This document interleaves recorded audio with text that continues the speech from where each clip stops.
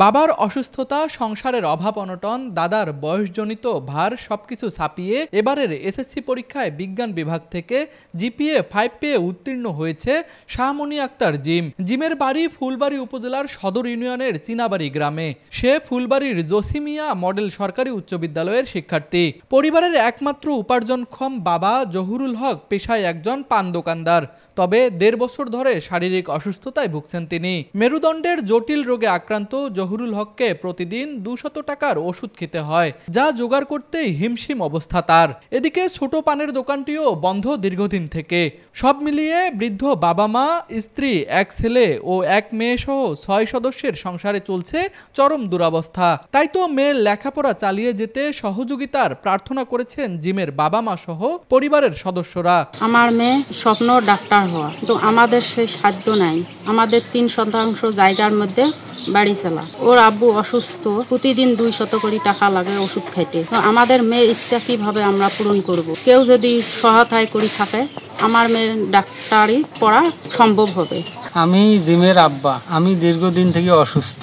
এই অসুস্থতায় যেখানে দোকান করছি ওখানে দোকান করে পাই না। জিম A+ পাইছি, সবাটার আশা ডাক্তারি পড়ার। আমার 3 শতক জমির উপরে থাকি। যদি কোনো হৃদয়বান ব্যক্তি এবং সরকার যদি সাহায্য করে, তাহলে বাচ্চাটা ডাক্তারি পড়তে পারবে। পরিবারের এমন পরিস্থিতিতে জিমের ভালো ফলাফল যেন আশার আলো জ্বেলে দিয়েছে পুরো পরিবারে। বাবা মা ও শিক্ষকদের উৎসাহে লেখাপড়া চালিয়ে যাওয়া জিমের স্বপ্ন ডাক্তার হয়ে মানুষের সেবা করা। আমি শাহমনি আক্তার জিম। আমার স্বপ্ন ডাক্তারি পড়ে একজন ডাক্তার হওয়া, কিন্তু আমার বাবার সামর্থ্য নাই। যদি সমাজের কোনো বিত্তবান ও সরকার আমাকে পড়াশোনার জন্য সহযোগিতা করে, তাহলে আমার স্বপ্নটা পূরণ হবে। ডাক্তার হয়ে দেশ এবং মানুষের সেবা করতে চাই। ভবিষ্যতে জিমের লেখাপড়া চালিয়ে যেতে সমাজের বিত্তবানদের এগিয়ে আসার আহ্বান জানিয়েছে জিমের বিদ্যালয়ের প্রধান শিক্ষকও। অত্র বিদ্যালয়ের গরিব ও মেধাবী শিক্ষার্থী শাহমনি আক্তার জিম এবারে এসএসসি পরীক্ষায় জিপিএ 5 পেয়ে অত্র বিদ্যালয় থেকে উত্তীর্ণ হয়েছে।